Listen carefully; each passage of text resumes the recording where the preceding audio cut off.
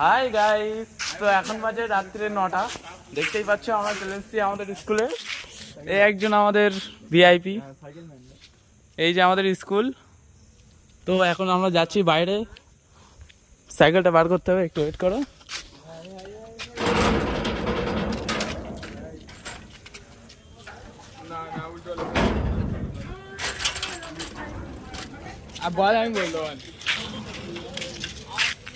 এই যে আমাদের একটা ভিআইপি, এই যে আমাদের স্কুল। তো দাঁড়াও একটু দূরের থেকেও দেখাচ্ছি আমি যাবোই না তোমাদের।